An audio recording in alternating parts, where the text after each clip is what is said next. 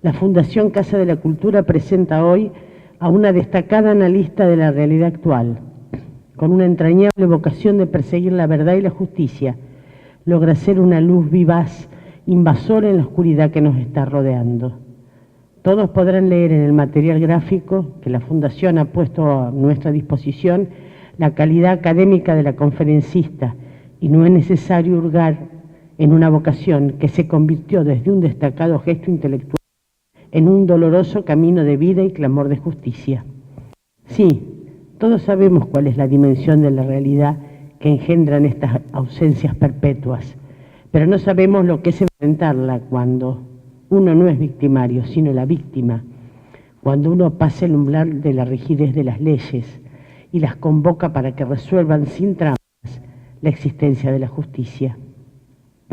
Diana Cohen Agrest ha buscado esta frontera y ha arriesgado su posibilidad de un futuro de convivencia y ternura. Su libro, Ausencia Perpetua, alcanza a dar el testimonio de una búsqueda que ha inaugurado soportando el dolor del hijo muerto.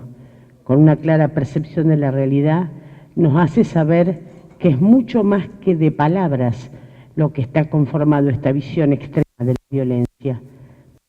Y con la conducta clara y ordenada de una intelectual de excelencia, hemos creído muy importante que su voz sea escuchada.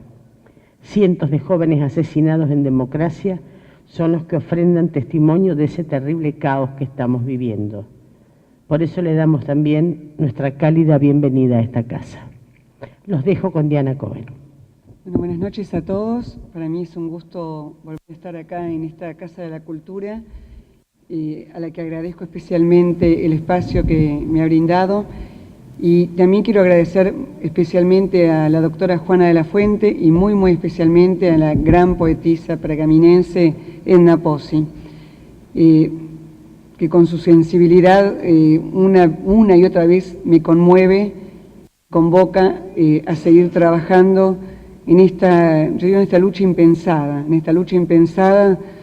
tratando de dar un sentido a aquello que no tiene sentido. Pero hoy pensé que tal vez era interesante hablar especialmente de la violencia. O sea, ¿qué es lo que está pasando en la Argentina hoy? Y cuáles son las raíces, el origen de esta violencia que, si bien se da en todo el mundo, porque ese es uno de los argumentos tal vez que más se esgrimen, bueno, pero al fin y al cabo violencia hay en todas partes, uno podría realmente responder que es cierto que en todas partes hay violencia, pero también hay grados de violencia. Una cosa es el chico carterista que saca la billetera disimuladamente en un metro en Madrid o en París, y otra cosa es el chico que con un arma te apunta y te mata. Entonces, ese argumento de que en todas partes hay violencia es un argumento falaz, es una política, como yo llamo, del tero. ¿Por qué? Porque se pone el problema en otro lugar, o de alguna manera se justifica lo que nos está pasando hoy acá en la Argentina, a partir de lo que pasa en otras partes. Y además, creo que si tenemos que compararnos con los países cercanos a nosotros, concretamente qué es lo que está pasando en Uruguay, en Chile, en Bolivia, en Paraguay, y les pido por favor que no hagan caso a las estadísticas, porque las estadísticas no son confiables. Lamentablemente desde el año 2008 que no se hacen estadísticas a nivel nacional. Entonces, cuando muchas veces se dice, no, hay un nivel hay una tasa de homicidio del tanto por ciento, en realidad es una cifra no confiable, porque, entre otras cosas, no solamente de cada 10 homicidios, de 6 se desconoce el autor, sino concretamente, ¿por qué no es una cifra confiable? Porque según lo denunció el Ministerio de Salud en el año 2011, en un momento dado, en los hospitales se ordenó agregar una grilla, es decir, se armó un nuevo formulario en las actas de defunción, donde se agregó un casillero a esa grilla, y en ese casillero se tenía que marcar una cruz cuando venía, por ejemplo, un herido de bala y no había ninguna denuncia policial, Y en ese casillero, en realidad, lo que decía era muertes por causa externa no determinada. Entonces, persona que llegaba al hospital baleado y moría, entonces los médicos tenían que poner una cruz en ese casillero. Entonces, este es uno de los datos reales, objetivos y denunciados incluso por el propio Ministerio de Salud de la Nación, como para realmente comprobar o probar que los datos no son confiables. Esta es una de las tantas tergiversaciones que hoy en día venimos arrastrando y que han llevado a lo que yo llamo un experimento social en la Argentina, cuyas víctimas somos nosotros, somos el ciudadano de a pie. Claro, uno podría preguntar, bueno, ¿cómo empezó todo esto? Y yo podría pensar que básicamente gran parte de lo que estamos hoy viviendo podría ser explicable a partir de una falsa identificación que se hizo cuando terminó la dictadura. Es decir, a lo largo de la dictadura, obviamente tuvimos un gobierno autoritario y la autoridad, de alguna manera, una imposición por la fuerza de un gobierno ilegítimo que muchos de nosotros hemos sufrido. Cuando termina la dictadura, quizás con muy buenas intenciones, la autoridad, o el autoritarismo, mejor dicho, se confundió con la autoridad, se identificó con la autoridad. Y creo que ahí empezó un camino perverso de deslegitimación de la ley, deslegitimación de la norma, no solamente de la ley jurídica, de la ley legal, sino también de la ley moral, donde en esta deslegitimación de la norma también se desacreditó la distinción entre los premios y los castigos. Es decir, es más, no solamente se desacreditó la distinción, sino que también de alguna manera se anularon, se eliminaron las nociones de premio y castigo. Disculpen, pero más que un discurso académico me gustaría irme echándolo con ejemplos concretos. Lo vimos esta semana o la semana anterior con las medidas tomadas por el Ministerio de Educación precisamente de la provincia de Buenos Aires, ¿no? Según las cuales un chico que deja el colegio vuelve a los 11 años, entonces se lo va a colocar en quinto grado junto con los compañeritos que cursaron durante la escuela primaria según los grados correspondientes, a pesar de que tal vez ni siquiera sepa leer y escribir. Entonces parecería ser que el premio, es decir, ni siquiera es un premio, el orden en este caso es absolutamente barrido y con tal de alguna manera estimular una educación que obviamente va a ser de bajísimo nivel, entonces se realma una currícula escolar que no tiene ningún tipo de solidez académica y que va en contra de lo que hoy en día se están haciendo en otras partes del mundo, donde tenemos una educación en el mundo y una educación cada vez de más nivel y más exigente, con lo cual estamos educando chicos y que van el día de mañana a sufrir las consecuencias de una mala formación, y además estamos profundizando esa grieta entre los chicos que pueden ir a una escuela privada y los chicos que van a una escuela pública y que van a tener toda una serie de inconvenientes producto de esta famosa retórica de la inclusión, que en realidad es una retórica mentirosa porque es una verdad de perogrullo, que con toda esta política de ampliación de derechos y de inclusión, en realidad los primeros perjudicados son los chicos y los adultos más vulnerables. Y un poco volviendo a la cuestión esta de los premios y los castigos, lamentablemente esta ausencia de premios y castigos también va acompañada de una serie de cuestiones que también forman parte del espíritu de época, que también se dan en otros lugares del mundo, pero que en nuestra sociedad, precisamente por esta herencia de la dictadura, esa democracia naciente y todos los reclamos de los derechos que habían sido vedados a lo largo de esos años oscuros. Entonces yo creo que el encuentro de esas dos eras históricas, la era de la dictadura más el nacimiento de la democracia, dio lugar a una especie de cóctel explosivo.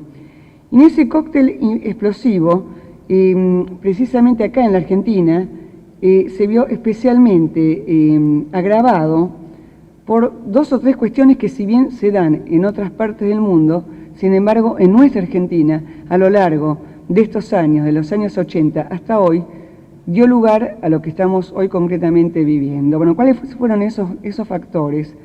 En primer lugar, la religión. Aclaro que yo trabajo desde un punto de vista absolutamente secular, pero creo que hay que tomar en cuenta un factor que tiene que ver incluso con lo que está pasando hoy afuera de las fronteras de la Argentina e incluso con todos estos movimientos que se están dando desde Oriente. Concretamente, la religión deja de cumplir la función que tradicionalmente cumplió. Y de alguna manera, y acá voy a hacer un poco de historia de las ideas, así como la Ilustración y la Enciclopedia trataron de construir un mundo secular, donde precisamente se proclamaba la igualdad, la fraternidad y la libertad como valores supremos, y se tuvo la fe, la creencia de que tal vez se podría construir un mundo donde Dios de alguna manera no ocupara el lugar que había ocupado a lo largo de miles de años. Y hoy en día, francamente, yo a veces me pregunto qué es lo que nos está pasando, que parece que ese desafío de vivir un mundo sin Dios no podemos llevarlo adelante. O sea, es decir, una cosa es vivir en un mundo donde existe un sistema de premios y castigos ultraterrenos, es decir, más allá de este mundo, y otra cosa es tratar de vivir en una sociedad secular donde la norma no tiene que venir de un más allá o de un Dios abrámico que premia y castiga, sino que la norma es una norma secular. Entonces, creo que en la Argentina no solamente se perdió en gran medida la ley divina, que eso además es un espíritu de época, sino que lo grave es que acá en la Argentina también se ha perdido la ley humana. Entonces, la ley humana es lo que está fallando. La ley humana, que es la que tiene que regular todas las sociedades bien organizadas. ¿Y por qué menciono la religión? Porque esto tiene que ver precisamente con una cuestión que es fundamental, que es la posibilidad de la internalización de la ley. Es decir, cuando se trata de construir después de la Ilustración un mundo secular, se confió en la posibilidad de que una vez desaparecido, por lo menos puesta entre paréntesis en las organizaciones políticas, la ley divina, se pudiera internalizar la norma, prescindiendo de un sistema de premios y castigos religiosos. Y lamentablemente, hoy por hoy, acá en la Argentina, en los últimos años, no solamente se prescindió de ese sistema de premios y castigos religiosos, sino que también se prescindió de un sistema de premios y castigos, esto es de sanciones, en la organización social. Y creo que no solamente las consecuencias están a la vista, sino que además se han hecho estudios de distintas disciplinas, donde se ha probado que la sanción es una condición necesaria para poder convivir en una sociedad bien organizada. Voy a poner un ejemplo muy concreto. Desde la neurobiología se hicieron estudios donde se comprobó que si en una calle uno pone, es decir, la municipalidad pone el cartel de prohibido estacionar, que el clásico cartel de la E roja barrada, la gente estaciona igual. En cambio, si en lugar de ese cartel se pone el cartel con el dibujo de una grúa, la gente no estaciona. ¿Qué significa eso? Que cuando hay una sanción, la gente se abstiene de cometer un delito. Y fíjense que eso, ¿cómo puede ser? Esto es una cosa de sentido común, ¿no? Y todos reconocemos que quizás en la Argentina tenemos conductas anómicas, es decir, conductas que van en contra de la ley, y cuando vamos al extranjero, en países mejor organizados, respetamos la ley. No tiramos ningún papelito en la calle, no tiramos ninguna colilla de cigarrillo y realmente somos señoritos respetables de la norma. Y volvemos a Argentina y parecería ser que una vez más volvemos a lo que yo llamo el imperio de la transgresión, que no es un imperio casual ni azaroso, sino que yo creo que en la Argentina, sobre todo en los últimos años, se ha hecho de la transgresión un mito en el sentido que se ha consagrado la transgresión. En lugar de ser un disvalor, la transgresión pasó a ser un valor. O sea, aquel que transgrede precisamente es el exitoso, el vivo, el que puede. Entonces de lo que se trata es de transgredir la norma, aun cuando esa norma simplemente sea hacer la cola en un cine o no pasar un semáforo en rojo. Entonces, lamentablemente, creo que recién ahora estamos empezando a tomar conciencia de que la transgresión de la norma es una conducta suicida en una sociedad, porque en realidad lo que nos está llevando precisamente es a matarnos los unos a los otros, ya sea con un auto, ya sea con un arma, ya sea en una discusión. Entonces, ¿qué es lo que estamos haciendo? O sea, ¿cómo podemos salir de esto? En primer lugar, tomando conciencia de que cada uno desde su lugar tiene que cumplir la norma, aun cuando se trate de una pequeña transgresión. ¿Por qué? Porque es quizás una de las maneras, como se dice habitualmente, de pintar la aldea. No sé si cada uno de nosotros puede cambiar la sociedad como tal, pero la sociedad como tal en realidad es un nombre, es un ente abstracto. La sociedad está formada por Juan, María, José. Si Juan, María y José empieza a cambiar las conductas y empieza realmente a dar nuevos modelos de acción, entonces tal vez algo podamos hacer. De alguna manera, esto también me lleva a la cuestión de los modelos, que es otra de las cuestiones que precisamente están hoy en día en vilo. Tradicionalmente, ¿cuáles fueron los modelos, no solamente en la sociedad argentina, sino en las sociedades bien organizadas? La maestra, el policía, el médico, es decir, son tres figuras, el juez, son tres figuras icónicas. Bueno, yo voy a poner 4 ejemplos muy concretos, ¿no?, que seguramente ustedes van a recordar. ¿Se acuerdan ustedes de esa profesora a la que se le incendió el pelo hace un par de años atrás, que después se subió ese video a la red, que la pobre mujer tuvo que terminar negando, que dijo que no, que todo eso no, que había sido un truco, que había sido en realidad que nada de eso había pasado? Bueno, seguramente si no decía eso se quedaba sin trabajo y obviamente tenía que garantizar su propio sustento.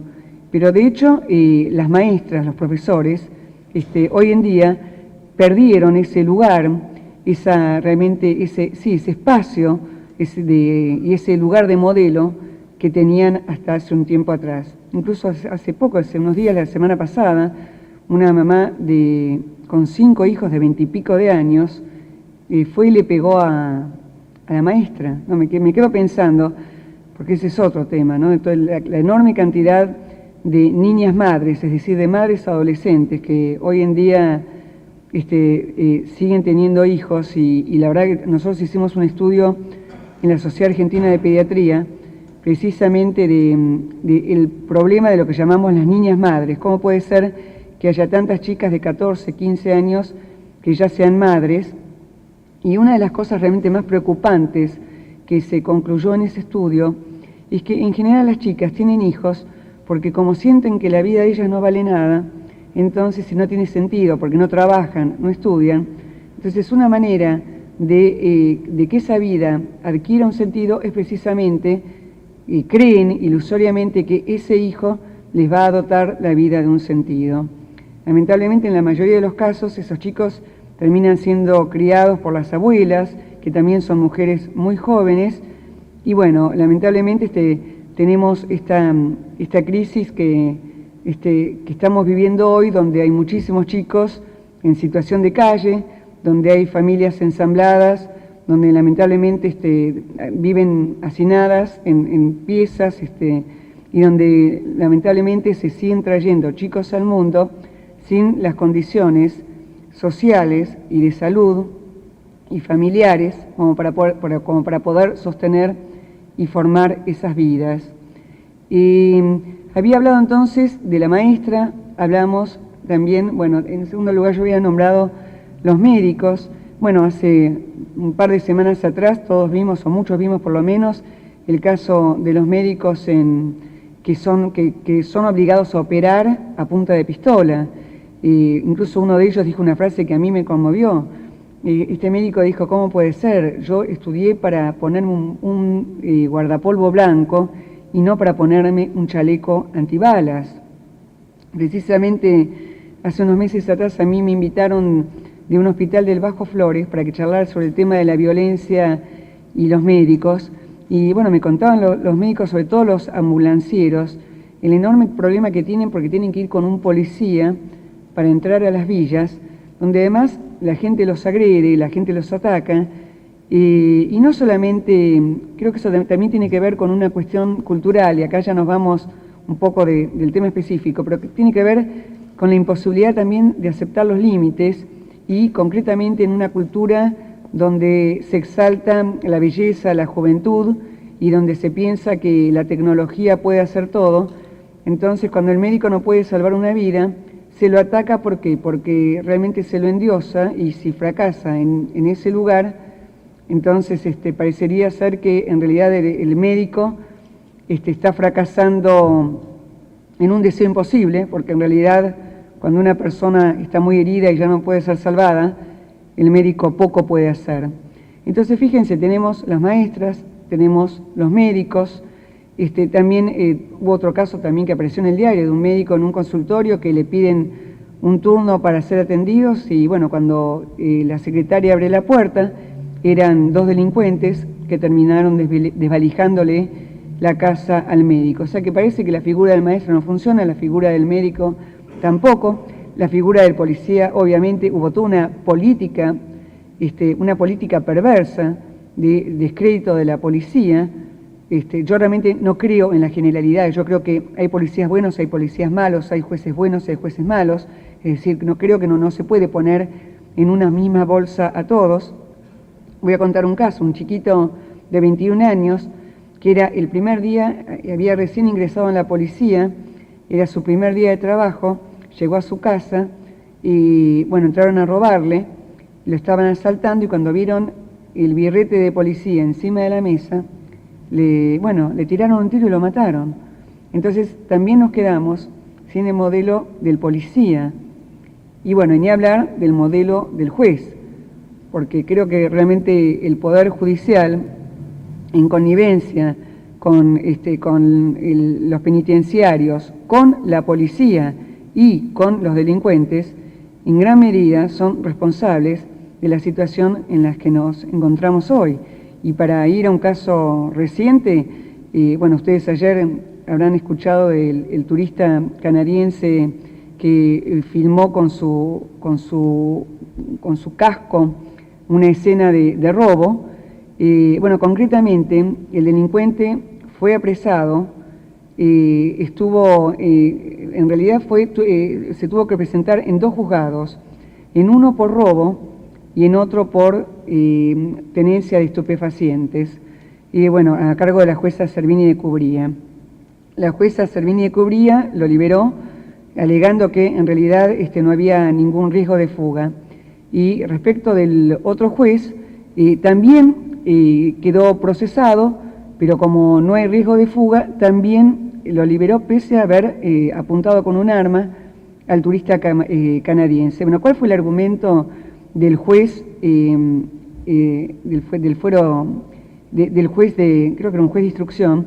El argumento fue que no había ningún testigo presencial del acto delictivo. Ahora fíjense, ¿no? Qué cosa tan loca. ¿Por qué? Porque estamos todo el tiempo escuchando más camaritas, más policías en las calles. Las cámaras lo que hacen es grabar, es dejar registrado un suceso.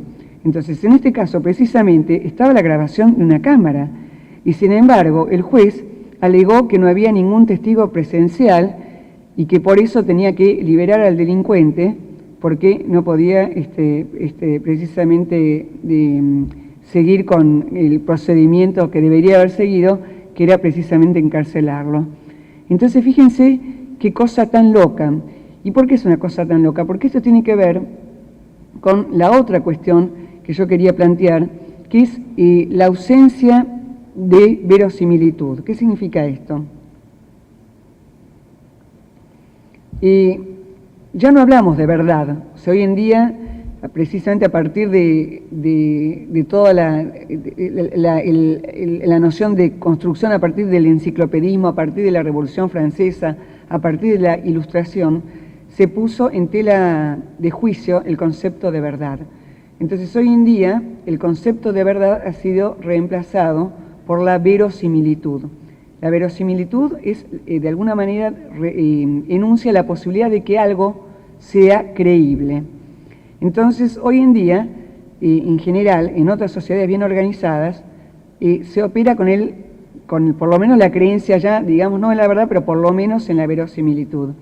Acá en la Argentina de hoy, el problema es que ni siquiera está operando la noción de verosimilitud.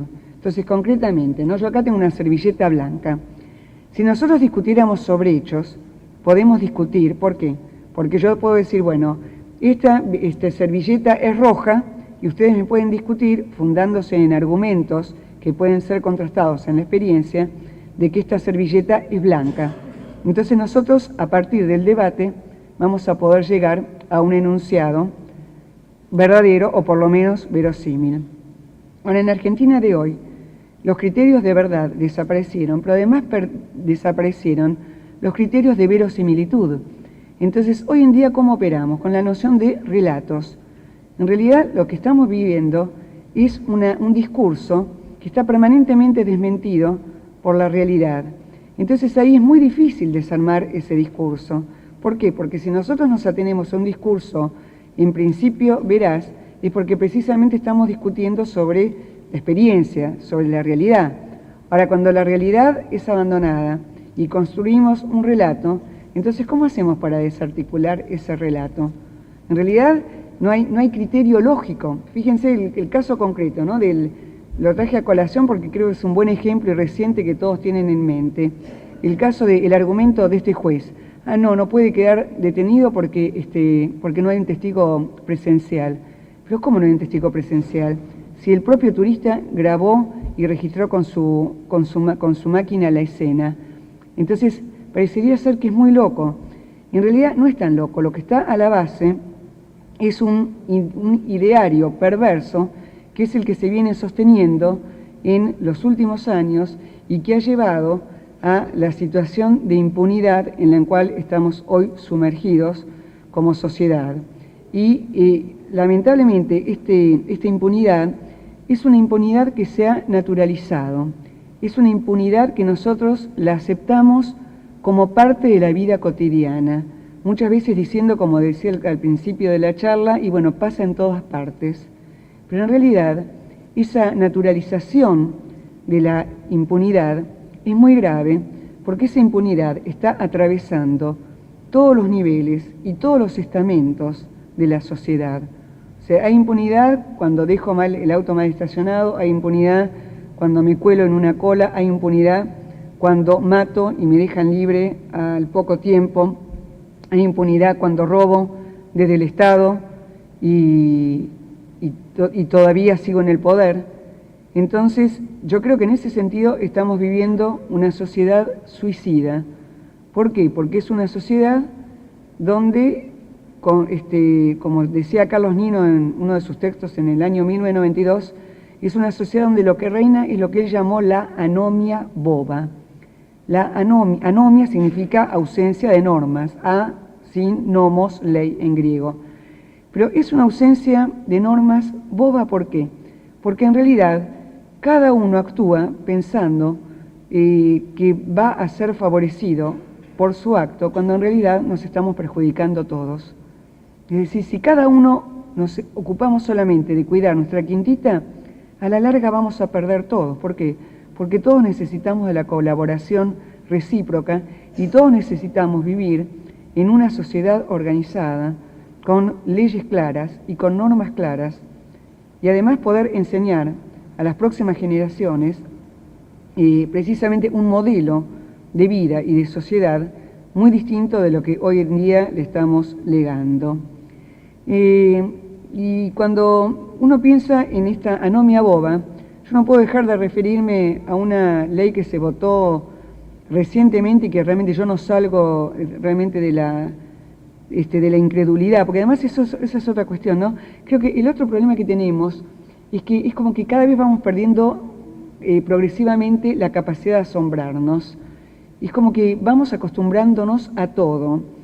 Y una de las últimas novedades, que precisamente en la provincia de Buenos Aires, pero aparentemente próximamente se va también a hacer en la ciudad de Buenos Aires y en otros lugares del país, es el famoso juicio por jurados. El juicio por jurados, realmente yo lo vengo estudiando, lo vengo trabajando, y además, bueno, como tuve la fortuna de poder hacer una maestría con Australia, donde tuve que leer un montón de fallos anglosajones, realmente el juicio por jurados es uno de los implantes que se quieren hacer en la Argentina más perversos que se puede llegar a pensar. Voy a empezar diciendo el argumento por excelencia que alegan los defensores del juicio por jurado. Los defensores del juicio por jurado dicen, no, pero eso lo ordena la Constitución. Entonces yo enseguida replico, sí, también la Constitución ordena la pena perpetua. Entonces cuando yo digo eso me dicen, no, pero la pena perpetua hace mucho que se dejó de implantar. Bueno, está bien, le digo, pero el juicio por jurados nunca se implantó. Entonces, ¿por qué la misma Constitución tiene que ser presentada como argumento en un caso para implantar una aberración jurídica en nuestro contexto social y en el otro lado precisamente para eliminar una pena que se debería implantar por justicia? Porque lo cierto es que el muerto está. Entonces, como yo he dicho alguna vez, el día que los jueces tengan el poder de resucitar a los muertos, entonces que liberen a los delincuentes. Entonces volvemos al juicio por jurados. El juicio por jurados en Córdoba ya se implantó, pero en Córdoba existe el sistema escabinado, el sistema en el cual hay jurados legos y también jueces técnicos. Entonces es un sistema combinado que mínimamente le confiere cierta seriedad a la sentencia. El problema es que igualmente es un fracaso, porque yo estuve en una facultad de Derecho en Córdoba y me dijeron que no está funcionando, pero para nada, el sistema escabinado en Córdoba. En la provincia de Buenos Aires lo que se está implantando es un juicio por jurados lego, esto es, se va a llamar a 12 personas, que además, bueno, incluso han sido llamadas por sorteo. Esas 12 personas se tienen que presentar y son aquellas que van a tener que decidir si el imputado es inocente o es culpable. Aclaremos que este juicio por jurados se va a implementar solamente en delitos gravísimos. Delitos gravísimos significa básicamente homicidio y narcotráfico. Entonces yo los invito a que hagan un experimento mental, en el cual yo misma también me puse en ese lugar. Supónganse que ustedes son uno de los jurados, que tienen la fortuna de haber sido seleccionados para ser jurados en un juicio por narcotráfico. Y dura varios días, obviamente. Y en el medio del juicio les llega una nota diciendo, bueno, vos llegás a declarar culpable a mi tío y olvídate de tu familia. Entonces, obviamente, cualquier persona en su sano juicio va a privilegiar la vida de sus familiares. Entonces, fíjense que estamos exponiendo a 12 personas a declarar culpable o inocente a una persona, independientemente del demérito o del mérito que esa persona tenga, sino simplemente coaccionado por los familiares o los cómplices de quien está siendo juzgado.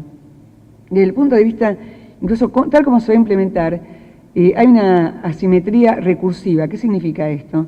Que si el jurado declara culpable al imputado, el imputado puede apelar, pero si lo declaran, si lo declaran culpable puede apelar. Ahora, si lo declaran inocente, no se puede apelar. O sea, la parte querellante no puede apelar la sentencia. ¿Esto por qué se hace así? porque según estudios que se hicieron en Estados Unidos, en realidad los juicios por jurados tienden a declarar inocente a los imputados. O sea que esto es parte de un ideario perverso, de un ideario diabólico, donde de lo que se trata es de exonerar al delincuente. Pero acá es más grave todavía, porque acá se está poniendo en riesgo la salud y la vida de los ciudadanos, de aquellos que van a formar parte del jurado. Y yo lo que digo es que en realidad lo que se está haciendo acá es crear un mecanismo donde se está delegando la responsabilidad de los jueces, que además son solventados por el erario público, en el ciudadano de la calle, en el ciudadano de a pie. Entonces cuando se dice, pero eso está en la Constitución, sí es cierto, pero nuestra Constitución fue copiada de la Constitución americana, donde el juicio por jurados tiene sus raíces en el common law, ¿no? en un tipo de sistema legal que además hoy en día incluso se está poniendo en tela de juicio, porque cada vez hay una mayor codificación en los países anglosajones, donde se regían hasta ahora precisamente por la jurisprudencia.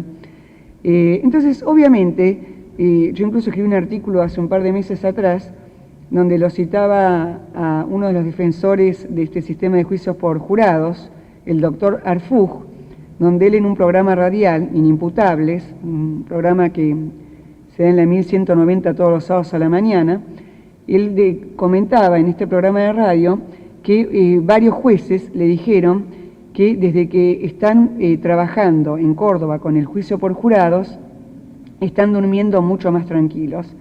Entonces la verdad que yo termino diciendo, bueno, obviamente ellos van a dormir más tranquilos, pero los que no vamos a dormir tranquilos somos los ciudadanos de a pie. Obviamente eso dejando de lado la implementación del juicio por jurados, que implica que una persona deje de trabajar una serie de días, que en primer lugar que se presente como jurado. O sea, ni siquiera podemos lograr que un testigo de un accidente en la calle salga de testigo. ¿Cómo vamos a lograr que los jurados se presenten como jurados? ¿Quién va a tener que pagar el lucro cesante de los jurados? Obviamente, si es el Estado, trabaja para el Estado, y si es una empresa privada, la empresa privada. ¿Cómo se va a implementar desde el punto de vista más elemental y más práctico? Es decir, ¿qué van a hacer en los cuartos intermedios? ¿Cómo se van a organizar? ¿Cómo van a poder estar aislados?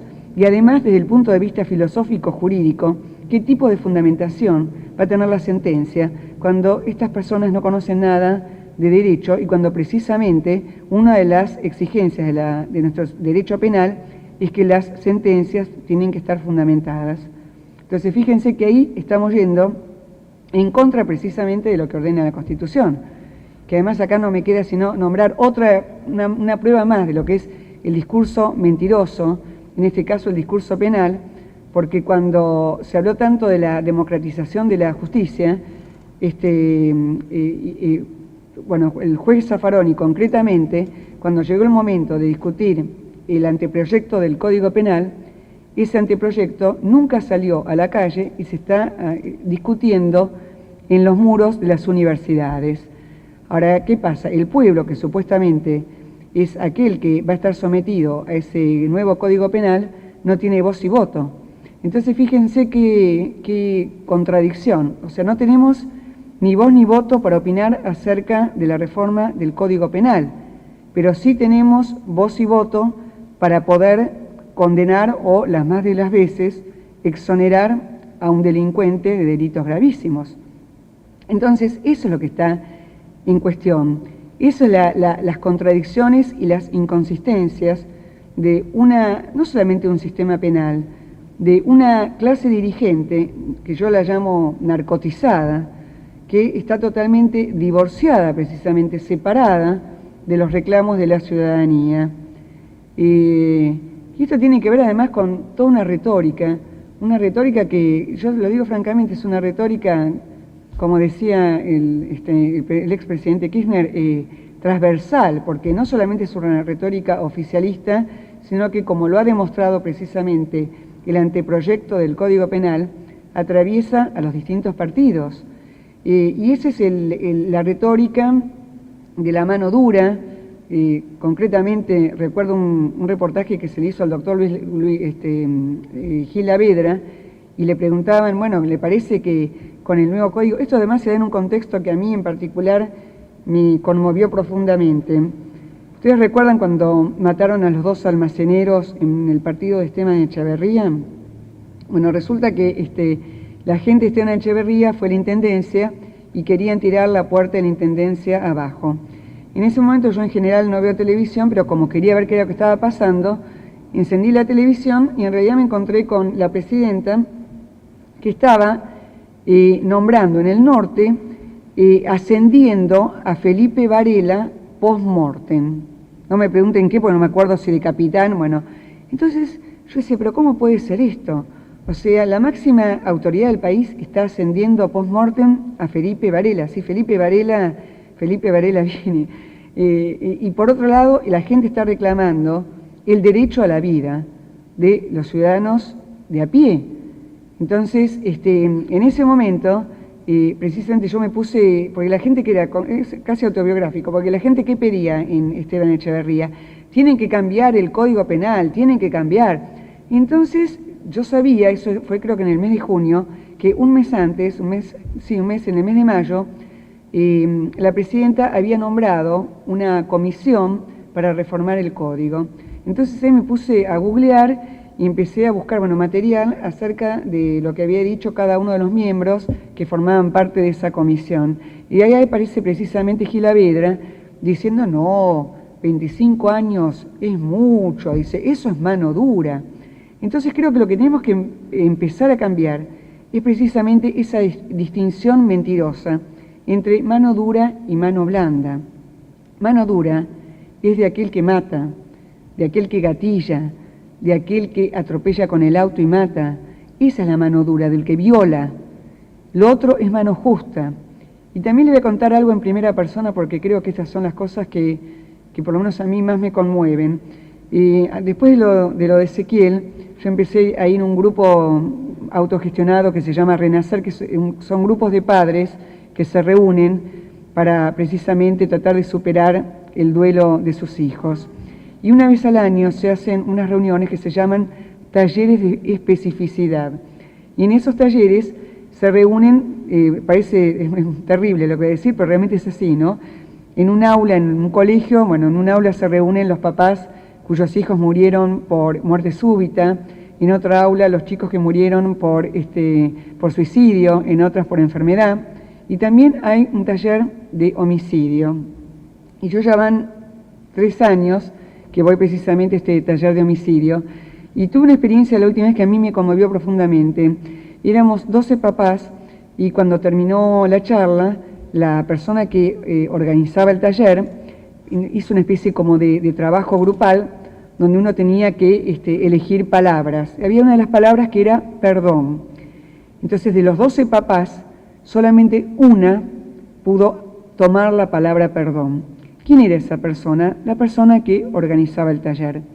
Cuando termina el taller yo me acerco a esta mujer, una mujer ya grande, más grande que yo soy grande pero más grande todavía, y le digo, decime, ¿cómo pudiste perdonar? Dice, no, Diana, me dice, la verdad, dice, yo pude perdonar hace muy poco. Lo que pasa es que hace 25 años que mataron a mi hijo. Entonces yo ahí pensé, claro, en todos los países serios del mundo, y tradicionalmente el Código Penal argentino todavía hoy, indica que esa es la pena por homicidio, 25 años. Entonces, yo digo, qué sabia que es la ley, porque fíjense que toda esta gente que no conoce la ley, que no son abogados, porque además la mayor parte de la gente eran o policías o gente que trabajaba en las Fuerzas Armadas, o sea, gente que iba armada, y la verdad que era descorazonador escucharlos, porque hay una mamá que decía, bueno, el mío es policía y lo mataron porque salió con el arma. Y hay otra que decía, no, el mío es policía, pero lo mataron porque salió sin el arma. Con el arma dije, bueno, la verdad que cuando recuerdo cosas autobiográficas ahí, una era porque era con y el otro porque era sin. Los dos eran policías. Entonces ahí me di cuenta, digo, bueno, realmente no se trata de hablar de mano dura o mano blanda, y ni siquiera de hablar de derecha o de izquierda, porque paradójicamente los pocos sistemas que quedan hoy en día de izquierda en el mundo, pensemos en Cuba, o pensemos en Corea del Norte, o pensemos en China incluso, son sistemas donde precisamente llamados acá de mano dura. Entonces, ¿qué estamos hablando? Además, cuando se muere alguien, cuando se muere un hijo, no hay izquierda y no hay derecha. En realidad, ahí desaparecen las ideologías. Es más, ojalá yo pudiera embanderarme atrás de una ideología. Lo digo sinceramente, cuando hace cosa de un mes atrás apareció el nieto de la señora de Carlotto, se le hizo un reportaje y ella dijo, bueno, claro, el periodista le dice, ¿usted qué piensa de Laurita? Si volviera a pasar, usted volvería, le permitiría, dejaría las cosas como las dejó en ese momento, la dejaría que ella continuara con su militancia. Y la señora Carlotto le dijo, bueno, no sé si haría las cosas igual, pero de todas maneras me consuela pensar que ella murió por un ideal. Y yo digo, realmente qué afortunada que es la señora de Carlotto, qué afortunados que son todos aquellos cuyos hijos murieron en la dictadura, porque por lo menos tienen el consuelo de pensar que murieron en pos de un ideal, murieron en pos de un sueño, más allá del juicio que pueda llegar a merecer ese sueño. En cambio, las mamás de hoy, ¿qué consuelo les queda? ¿Que murieron los chicos por un celular, por una moto, por estar llevando empanadas en un delivery? Y la verdad yo creo que lo que pasa hoy en día con la inseguridad es que la inseguridad es una política de Estado. Es una política de Estado. ¿Por qué? Porque como estamos todos con miedo y no hablamos prácticamente más que de la inseguridad o de la inflación o de otros temas, pero fundamentalmente de la inseguridad, entonces no podemos reaccionar y enfrente de nuestras caras nos están robando el país. Pero además de robarnos el país nos están matando. Entonces yo creo que es una política de Estado, porque solamente así se puede entender que el Poder Ejecutivo jamás haya mencionado una palabra acerca del tema, que el Poder Legislativo parece que hace caso omiso y cuando tiene que sacar una ley o reformar un código, está reformando en el sentido en que precisamente se está reformando el anteproyecto del Código Penal, que esperemos que no salga. Yo tengo mis serias dudas porque la realidad es que hoy en día a las 12 de la noche, a la 1 de la mañana, logran sacar leyes que parecen imposibles de que salgan, y creo que si se tomaron tanto trabajo y trabajaron durante 2 años para hacer este código, no creo que este gobierno se vaya sin sancionar este código. Pero lo cierto es que yo traje los datos para que ustedes vean en dónde estamos viviendo y cómo estamos importando categorías penales de otros países cuya realidad no tiene nada que ver con la nuestra. Y no hablo ni de Canadá, ni de ¿cuál es Australia, ¿no? Ni de Australia ni de Canadá. Hablo concretamente de Alemania, porque justamente fue uno de los países mencionados como modelos a seguir. Hubo un estudio alemán que se hizo en el año 2010, donde se comprobó que tras una custodia de seguridad es una medida de internamiento impuesta de modo acumulativo a la pena, que en este caso era de 10 años. Para nosotros es impensable, esto es impensable porque acá cualquier persona que mata en 3-4 años queda libre, por emoción violenta queda libre. Concretamente les puedo dar pilas de casos que vengo trabajando en estos 3 años de este nuevo oficio que adquirí en contra de mi voluntad. Bueno, entonces, tras una custodia de seguridad a la pena de 10 años, de 22 personas reincidieron 8. Y de estos 8, solo 2 cometieron delitos graves. Ahora, ¿a qué llaman en Alemania delitos graves? A robo violento e incendio. O sea, uno volvió a robar, o sea, era un homicida, robó, y el otro incendió algo, pero no hubo homicidio. Acá en la provincia de Buenos Aires, según el doctor Berni, hay un 65% de reincidentes por delitos gravísimos. O sea, fíjense, en Alemania 2%, acá 65%. Entonces, estamos importando modelos del primer mundo a una realidad que no tiene nada que ver con las condiciones socioeconómicas que se viven hoy en día ya. Cuando la gente dice, uy, educación, educación, educación, yo estoy de acuerdo con eso, pero educación tiene que ser antes, pero una vez que el individuo salió de la ley, una vez que el individuo cometió un delito gravísimo, entonces ese individuo tiene que ser castigado con todo el peso de la ley, no solamente por una cuestión preventiva, no solamente para que no vuelva a matar, sino simplemente por el solo hecho de que mató, y que la víctima, cuando ve al delincuente suelto, lo siente como una burla, y siente que la víctima colateral, porque en realidad la víctima ya no está, esa voz ha sido silenciada de una vez para siempre, y que solo cuenta una vez que hay un muerto y una vez que hay un delincuente en un estrado judicial, solamente cuenta la voz del delincuente. A mí me pasó en primera persona, cuando fue el juicio de la Corte de Casación, el fiscal, no digamos ya el abogado defensor que bueno, tiene que hacer su trabajo, el fiscal que supuestamente es el representante de la sociedad y el que precisamente tiene que acusar al imputado, decía, lo noto arrepentido, el fiscal Aldo de la Fuente, y yo estaba ahí impertérrita, muda, y yo pensaba, pero señor fiscal, usted se equivocó de vereda, usted tiene que estar del lado nuestro, usted es el representante de la sociedad, es el representante de la víctima. Entonces, lo noto arrepentido. Como muy bien dice hoy en un artículo que se los recomiendo, de Emma Cibotti. Emma Cibotti es una mamá cuyo hijo falleció estando paradito en el Monumento a los Españoles, lo atropelló un joven y bueno, falleció. Ese joven hoy está libre y ella fundó una asociación de víctimas viales. Y lo cierto es que, como ella bien hoy decía, la víctima desaparece de la escena y solamente ocupa el lugar el victimario.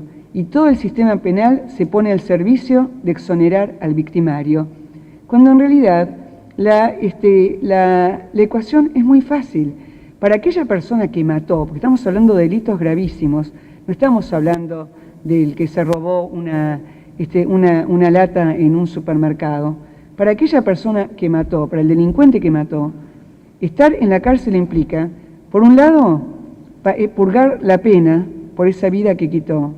En segundo lugar, poder hacer el trabajo de internalización de la norma, de un arrepentimiento genuino, verdadero. Y en tercer lugar, impedir que esa persona vuelva a delinquir. Bueno, y por último, que generalmente se pone con la segunda, el valor ejemplificador que tiene para la sociedad. Saber que si una persona mata, le esperan 25 años de prisión. Es cierto que el delincuente no sale a robar con el Código Penal abajo del brazo, pero como digo muchas veces, también es cierto que si vivimos en una sociedad donde las normas se cumplen y donde aquel que mata lo esperan 25 años, entonces por lo menos el delincuente lo va a pensar 2 veces. Entonces, bueno, la pregunta es cómo convivir. Para ir cerrando esta charla, yo creo que la violencia como social tiene 3 protagonistas. Por un lado, quien la ejerce, es decir, aquel que ejerce la violencia. En segundo lugar, quien la padece. Y en tercer lugar, aquel que la contempla sin poder o sin querer hacer algo para evitar esa violencia. Entonces, ¿qué es lo que podemos hacer cada uno desde su lugar?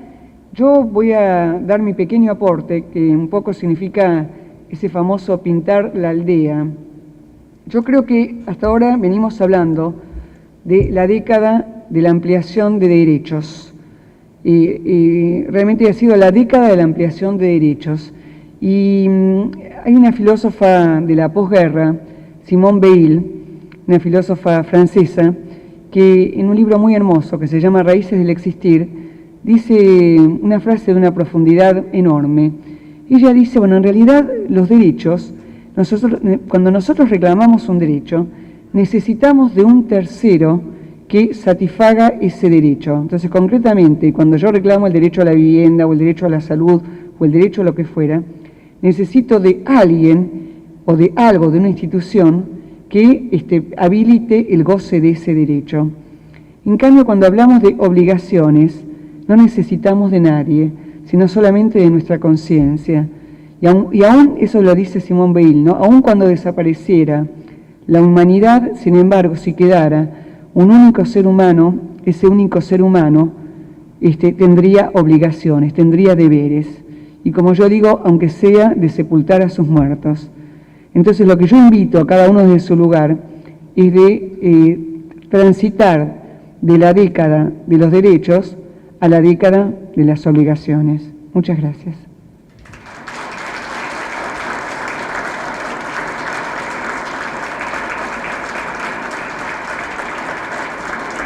En principio, ustedes saben que este es un evento doble, porque la verdad que una vez más agradecemos a Elena Pozzi y a la doctora de la Fuente de la Casa de la Cultura, porque a continuación de esta charla, bueno, los invito a ver una muestra y sería interesante, Patricia, ¿querés acercarte? Así vos haces la presentación de la muestra. Patricia Terán es una fotógrafa que hace un año atrás era una desconocida para mí, y en un momento dado, bueno, que ella quizás ahora les cuente, se acercó a mí y armó una muestra que está dedicada a las jóvenes víctimas de la violencia en democracia, que es lo que precisamente van a tener ustedes la posibilidad de contemplar en este mismo recinto, acá en la sala de al lado, una vez que termine este espacio de la conferencia. Bueno, Patricia, te dejo la palabra. Gracias, Dianis, me sorprendiste. Bueno, buenas noches a todos.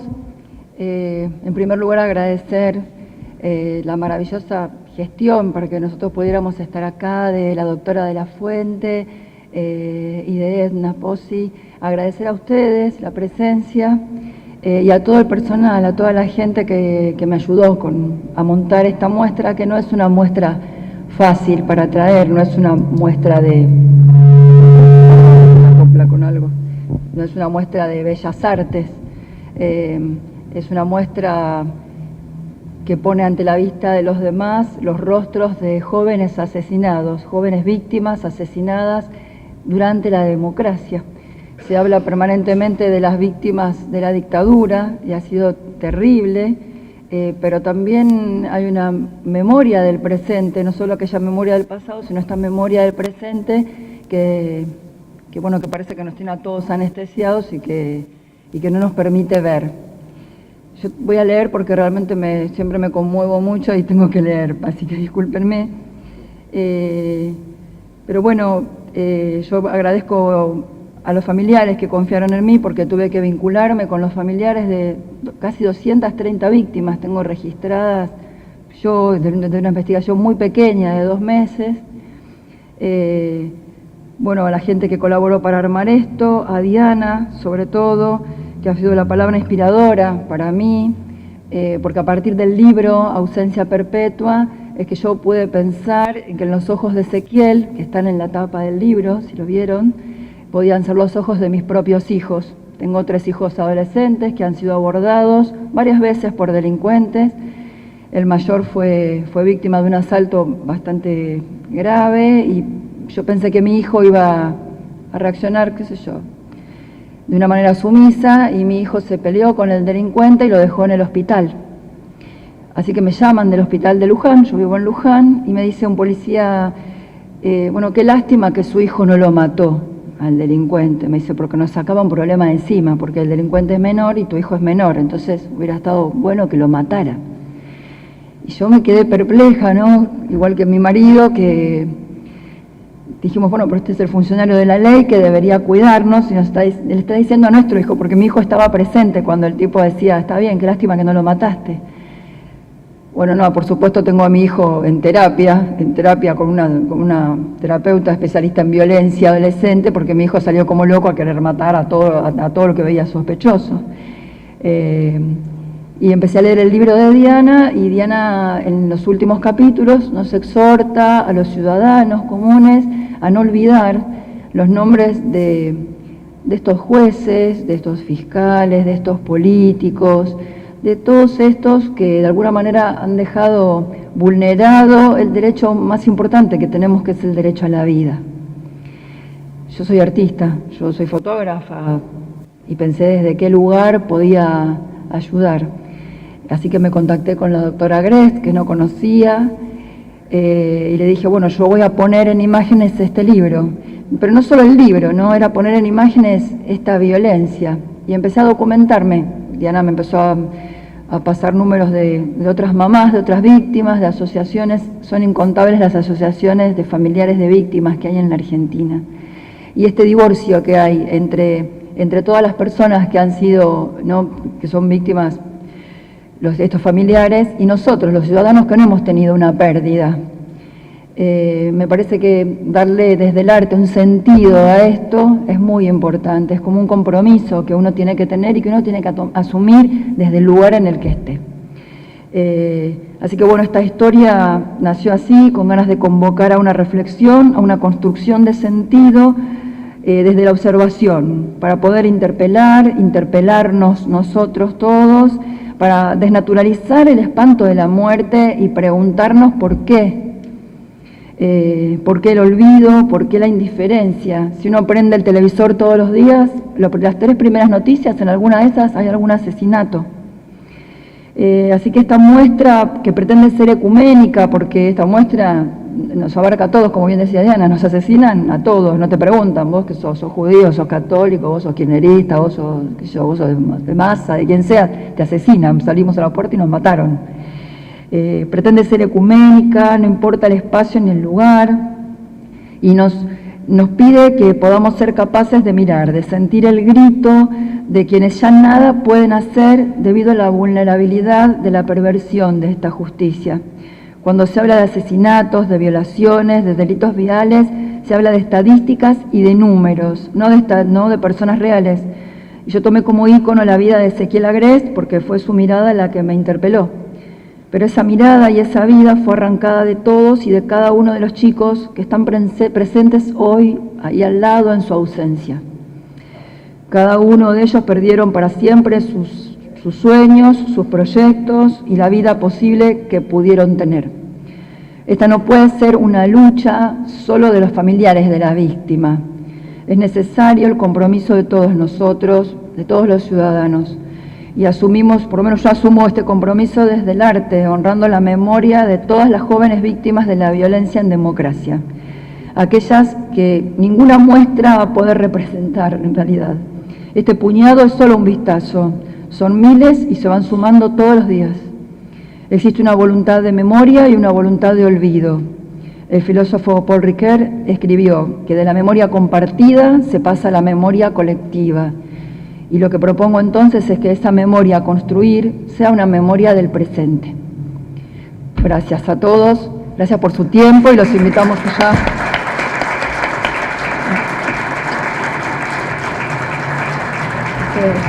Los invitamos a pasar a la sala de al lado para ver la muestra.